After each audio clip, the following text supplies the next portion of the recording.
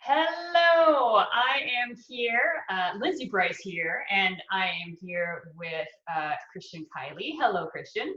Hi, Lindsay. Hi. So Christian is he is many things.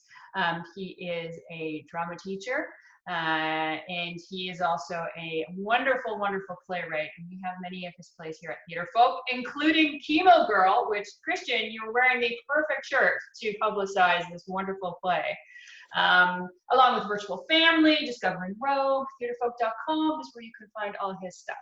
But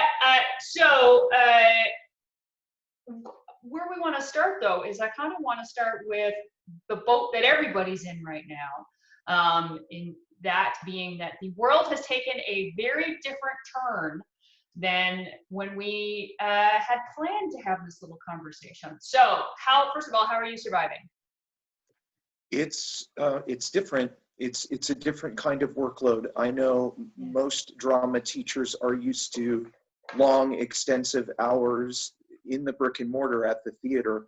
And so this is requiring a very different kind of energy than we were using before. For sure, for sure. And have you been thrown into the distance learning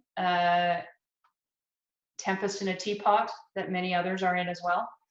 I love that. Prospero, stir my tea. That's great. Don't spill it. Today I asked a survey question of my students about how they were feeling thus far with the online learning experience. And their 4 optional choices were better than conventional school, not as good as conventional school, a necessary part of life, or I am really struggling, this is truly difficult. And they got to pick. And I think what really impressed me is that most of the choices thus far, and I'm at about half the students that I serve and teach who have answered, are in category 2 and 3. So they would prefer conventional school, but they're being resilient and they're getting through it. Very few who have said this is better than conventional school. I'm at, I think, 4 at this point. And then I do unfortunately have a fairly big number of students, I would say it's alarming, who are really struggling. And many of them, behind me, not to get too emotional about it, but these are the names of all the seniors that I have taught. And I would recommend for other drama teachers I'm going to do this later in the academic year when we come to near an end, is just to kind of look in the camera and say each and every one of their names. I think it's very important that we do that. I think it's a wonderful idea. And it's that action it's an action of closure that none of these students are going to get, right? Because there's so many, it's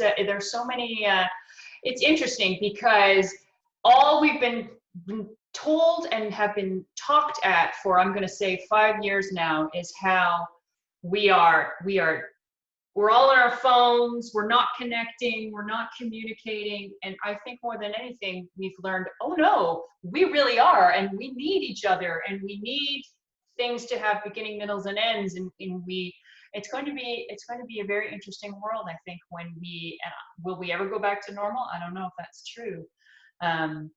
The new normal, I suppose. I think that's brilliant too, because whatever we learn from this, I think we've got to take with us. It will be yet another new normal. There will be no old normal after this. I mean, you and I both know that we've never lived through anything like this. I mean, I'm nearly 50, and I've never seen anything like this. And I can only imagine if, with my joystick clutched in my hand, Atari 2600, 1983, what this would have been like. So I know. Like very different. Oh, can you imagine? Oh, touch your face. Can you imagine that whole? I was talking to myself, but I'm like, I realize how much I touch my face. Me too. I lurched away. Oh my goodness! It's like I'm very thankful that I live in a small town, and I live in a beach town, and most of the people who come here are who live here are retired, so they're in their houses all the time, or we're on the border, so they're Americans and they can't come. So there's nobody here. It's great. Okay, so are you in lockdown? What's your situation like? Well, and you're a wordsmith, and so the word choice for these situations we're in might be scarier than the actual situation. So we're in here we're in a bit of a hermitage. We're just I'm still training. I'm going to do a virtual marathon here in a couple of weeks. So we're just practicing very vigilantly social distance, and our 3 children are, and my wife and I are, and everything I've learned about Google Classroom, and I'm going to learn apparently this thing called Flipgrid later today from my wife, so that we can start communicating, my students and I, with performances. So yeah, we're in lockdown's interesting because most drama teachers recognize that as a kind of a code red security situation that would take place when there's a dangerous intruder or situation unfolding on campus. So I would prefer, I don't know, something other than that. Something else, some other word. Well, it's always interesting about how, what's come into our vocabulary. Now social distancing is in our vocabulary, right? And instantaneously, we've got that, and we've got, was it shelter at home, safe at home?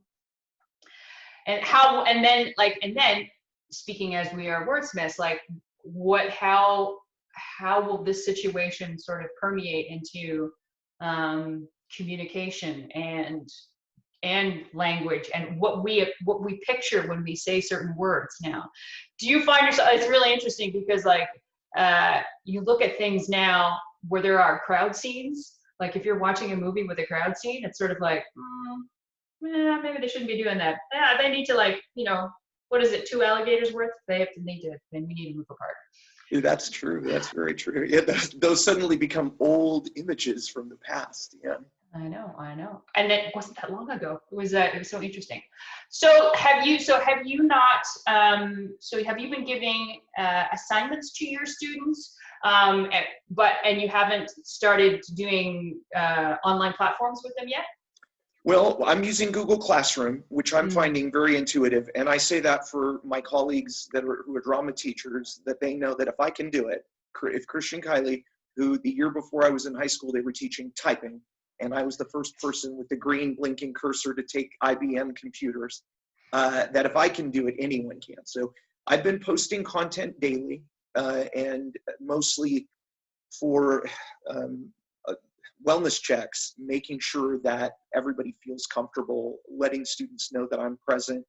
I'm posting videos periodically. I have this little segment I call Coffee with Krish, where I go out into this corner of my backyard, and I have friends that are with me. I've got Monty the manatee, who's with me. I was talking about the Millennium Falcon the other day, and how things that can look like pieces of junk can actually be very, very high level in terms of what they can do on Solo's spaceship. And so just trying to do that. And then initially, very low tech assignments. One of the assignments that I really like, and it's been great, is the students are taking a picture of something that's relevant to them now, and then they're writing around that image. And then there's the question at the end of it, which is, how will this be impactful to you and represent this time period once we're through the pandemic and we're out on the other side? So I've tried to create that too. What I really want, and I hope my advanced students watch this and hear it and really let it resonate with them, is I want us to continue to create content. I participated in a playwriting bake-off. I wrote this little play called I Love You, Rudy Gobert, and a couple former students and I shot it, recorded on Zoom, as we're using now. So nothing really has to come out of it in a conventional, the ways that we measure success, but that we stay sharp. And that's what I want for my students too. Now, that being said, and I think my colleagues can relate to this too, I don't want to overwhelm any student that I'm teaching. So I'm trying to go with simple, effective assignments that they can modify and adapt on their own. And that's why I like the playwriting bake-off, because it seemed to have steps in a recipe. And I'm trying to do that with my other assignments as well. So if there's an article, read and respond, I'll give them a couple of questions to key in on, and then they can do that. And then hopefully we'll be able to, I'll be able to up my game with something like this Flipgrid to be able to watch short videos, because the assignment I loved that you guys posted was the dream roll assignment, which I thought it was brilliant. And so I've rolled out a version of that, and then we're kind of in a holding pattern. Now, ideally, and this is really ambitious. I saw Ian McKellen's She Should Have Died Hereafter, There Would Have Been a Time for Such a Word, Tomorrow. That he breaks down that monologue with Royal Shakespeare Company many years ago, so much so that his shirt is unbuttoned like disco club style. He's still amazing, but the shirt a little questionable. And so I made one of my own based on a part that I had played many years ago, and I worked on the text analysis, and then I dovetailed right into the performance. I would love all my advanced students to do something like that, regardless of the pandemic, just so they can leave that as their personal legacy. For me, I really strongly believe in the fact, and this is through our co-teaching program too, that the students are the most powerful teachers for each other. I do a pretty good job, but at the same time, when they can see one of their own soaring, flying, elevating their game, that's truly the most powerful part of teaching. You make some really good points. And just before we go any further, I just want to make a note that dream roll is we found originally on Playbill, and also Theatrefolk has a distance learning page where we've gathered, curated some materials, and that can be found on theatrefolk.com. I think what you're really hit home though is this notion of your students don't have the same amount of time, focus, or lack of anxiety that they may have had in your classroom.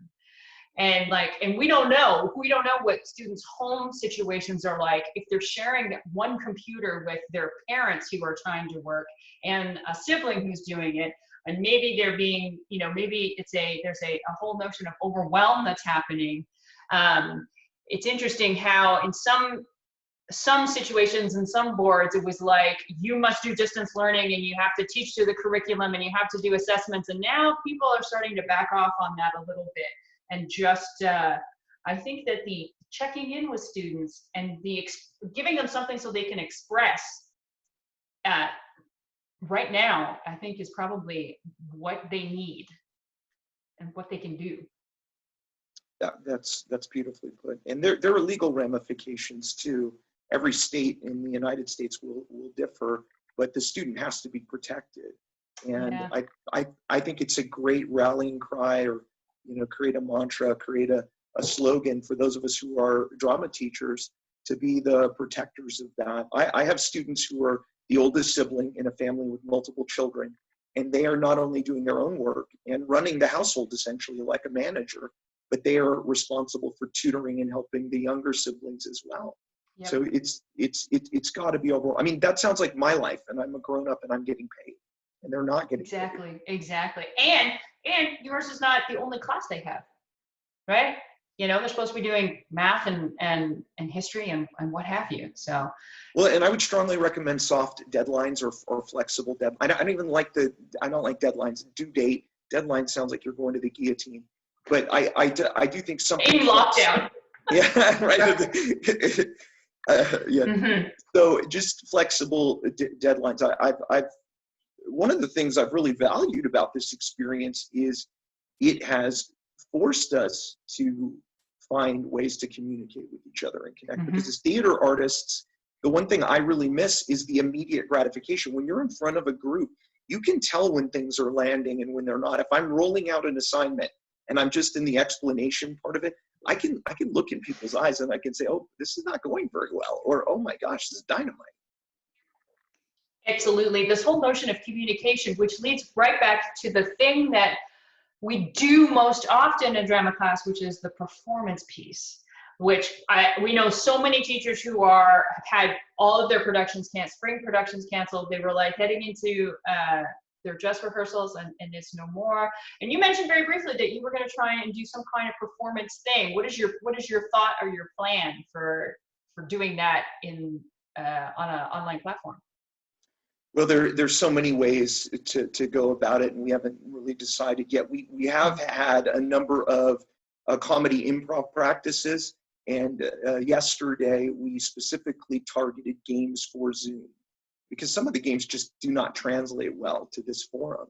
And so we're trying to come up with games. We sort of modified. I mean, they're all borrowed, essentially, right? Because it's gone on for so long. But one student has their screen with no audio, and the other one has their screen with no visual. And the one moves their mouth while the other speaks the dialogue. And it's, clever things like that. And then a showcase perhaps. And then what I'd really like to do is have students write about this experience and then produce their Zoom-oriented plays for their peers, because I think that's most powerful. And I've written a couple of things. I'm not even sure how they're going to work at this point, but we're trying to meet and read them and see how that goes. I know a lot of drama teachers have been doing play readings, which I think is great. It's something that's sorely lacking in terms of the building up theatrical IQ. And so one of the things I listed for my students is, hey, here are 4 plays that really impacted me in my growth and development as a theater artist. You might want to, check these out if you can. Awesome. All right, as we are winding up, I want to make sure that we mention, if you are looking for some plays for summer reading, or that you now that we have all this time, everyone has time to read plays now. There's no excuse not to read plays. Christian Kiley has such wonderful plays for high school students. Chemo Girl, Discovering Rogue, Virtual Family. Hey, what did you hold up? I didn't quite see that. Which one did you hold up? That's Chemo Girl. Chemo Girl. You know what? And you made an interesting point when we were going to talk about things to know about Chemo Girl. You said that the play, so Chemo Girl is a collection of plays that are all about students, teenagers kind of going through cancer, either themselves or someone with them. And that you say that these plays combine many of my loves: comeback stories, lovable loners, sports and sport fandom, the human spirit, and families. Isn't that what we're going through right now, right? This notion of we will come back, right? There will be a comeback story. We're all alone sort of right now. This notion of the human spirit and the notion of family, I think, is these are all like signposts for our current experience. And isn't it interesting that these signposts they're kind of universal, and that they are wonderful things to theatricalize and dramatize, whatever the situation. So I just thought that was like, well, that connects. We connect. Everything connects. Well, and it's a very powerful experience for any of us who have an inkling to write a monologue, to write a poem, to write a song, to write a play, to do it when you're immersed in the experience. And that was the unique thing about Chemo Girl for me, is that my mom came and lived with me and took care of me. I know, a grown man, but as I was going through chemotherapy. As you were going through chemotherapy, Christian, it was chemotherapy. Well, but tomato, grown man living in the basement, whatever. But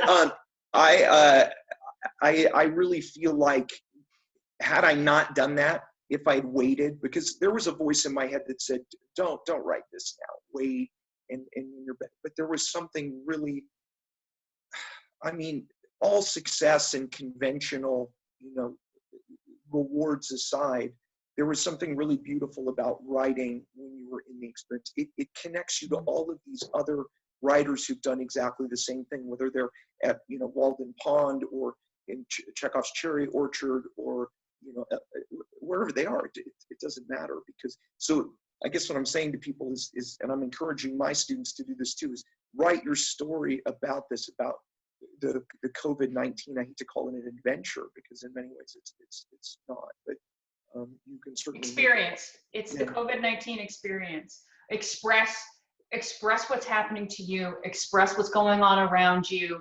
Turn it into, find the images that speak to you about this experience, and don't keep it in here. Make sure that it comes out, because it'll be something to look back on, and also it won't be stuck inside you, which I think sometimes is something that we're all guilty of.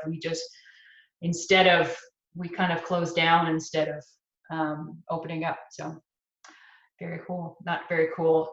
Interesting is what this is so cool. This COVID-19 thing, man. Oh, it's so cool. I'm so excited to be doing this and going through this. Can't wait to tell. It's like a lot of words. It's like the word sick, you know, it can have a lot of different, it can have a lot of different meanings. I did want to say, Lindsay, to you and Craig and Nicholas and Christy and all the people at Theatrefolk who've helped me so much. I've been so proud of my affiliation with Theatrefolk, and I talk to my wife about this all the time. There's something so collegial about what you guys do and the way you make people feel welcome. And I know for me in 2007, when Art of Rejection was first accepted by you guys, that had a huge impact on me as a writer, and it gave me the green light to continue. And so I have a lot of gratitude, especially in a time like this when there's time to have introspection and to think about things. I'm just very grateful for you guys and what you bring to the table. I think it's very important. Of all movies, to paraphrase a line from Wrestling with My Family, there's this scene in this kind of alley where the indictment is, you don't have to be followed by millions of people to make a meaningful difference. And that's what I feel like with your work, and there's so much value in that. So thank you. We are a very small family, and yet we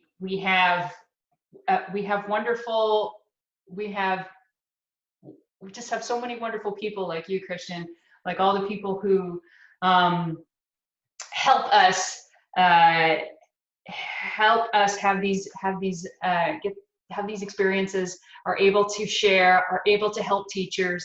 And if that's all we're doing at the end of the day, then we feel that us being small is a pretty mighty thing. So thank you so much. Thank you so much for taking the time to talk to me and share your experience about what you're going through right now. I love that the class of 2020 sign behind you. And I love your idea of just going and making sure you say those names and give them a real sense of closure. We love the plays that you write, and we're so thrilled and pleased to have them as part of our family. And thank you to all who are listening to this and watching this. And stay safe. Don't touch your face. Wash your hands. Take care. Absolutely take care. All right. Thank you very much.